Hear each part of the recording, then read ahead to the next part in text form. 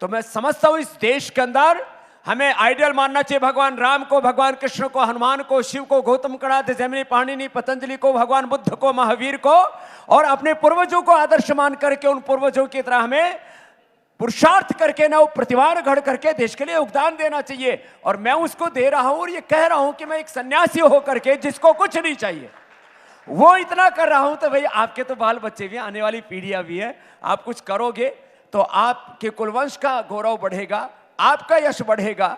और हम यदि जीवन में कुछ ना करें, ऐसे खाना पीना सोना, कुछ बच्चे पैदा करना और फिर मर जाना, जिंदगी इतनी नहीं है। किया जा रहा है तो वो सवालों के घेरे में क्यों आ गया? चलिए रामनीति की भी बात मैं आपसे थोड़ी देर में कर लूंगी, लेकिन उससे पहले एक सवाल, क्योंकि जिस तरीके से आपने कहा कि अब बाबा को सब सुनना चाहते हैं, आरोप आप पे लग गए। विपक्ष ने साफ तौर पर कह दिया कि पहले तो सिर्फ योग शिविर लगाते थे, लेकिन अब सिर्फ योग शिविर नहीं लगाते हैं, और ये मौजूदा सरकार की वजह से ऐसा क्या संभव हो पाया?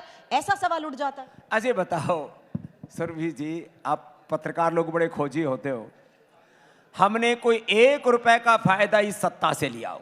आपका कार्यक्रम का नाम ही सत्ता है, अब आपने थोड़ा उसको और जो है ग्लैमराइज कर दिया है।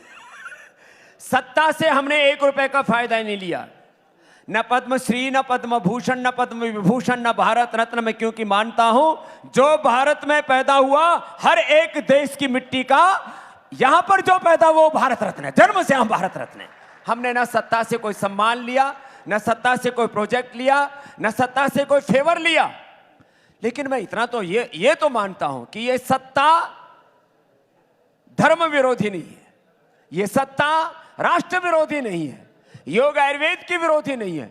तो ऐसी सत्ता होनी चाहिए देश में। तो आपकी नजर में यही इतिहास में भी झलकता है, इसलिए आप कह रहे हैं कि अकबर का गुणगान होता?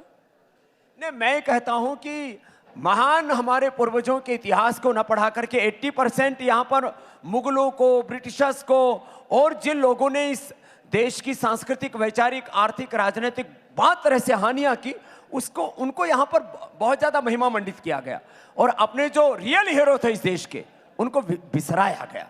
तो वापस इस देश को अपने अतीत के गौरव को अपने साथ में लेकर के वर्तमान में प्रचंड पुरुषार्थ करते हुए भारत को एक स्वर्ण युग की ओर ले जाना है।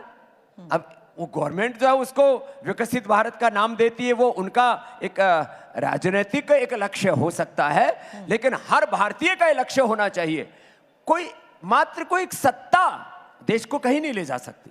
समाज, राष्ट्र का जो नागरिक है वो देश की असली ताकत होता है, और मैं उस नागरिक के अंदर भारत का भविष्य देखता हूं।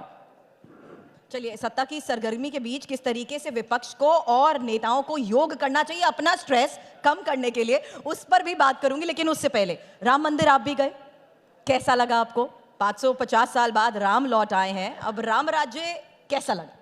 देखिए, राम मंदिर में प्राण प्रतिष्ठा वह भारत की एक सांस्कृतिक, धार्मिक, आध्यात्मिक आजादी का एक महापर्व था। और राम मंदिर में प्राण प्रतिष्ठा के बाद ये जो राष्ट्र मंदिर का निर्माण है, व्यक्ति निर्माण से, क्षेत्र निर्माण से, समाज निर्माण से राष्ट्र निर्माण, एक नए युग के निर्माण की ओर हम आगे बढ़ते हैं। भारत की यात्रा जो है वो एक व्यक्ति, किसी एक समाज, एक राजनीतिक सीमाओं में नहीं बनती है। हम तो किण्वंतो विश्व मारियम के और वसुधैव कुटुंबकम के उपासक हैं। इसलिए भारत कभी सीमाओं में नहीं सिमटता, और यदि आप अखंड भारत को देखते हैं या आर्यवर्त को देखते हैं तो वो तो पूरे विश्व का नेतृत्व करने वाला भारत है। एतद् देश प्रसूत से सका सादग्र जन्मनः स्वम स्वम चरित्रम शिक्षरम पृथिव्याम सर्वमानवा। तो मैंने राम मंदिर में प्राण प्रतिष्ठा के उस अवसर पर सौभाग्य था, मैं वहीं सामने था, भगवान का जो मंदिर का जो मुख्य द्वार है उसके सामने बैठे हुए थे हम, पूज्य मुरारी बापू और हमारे सभी महान संत।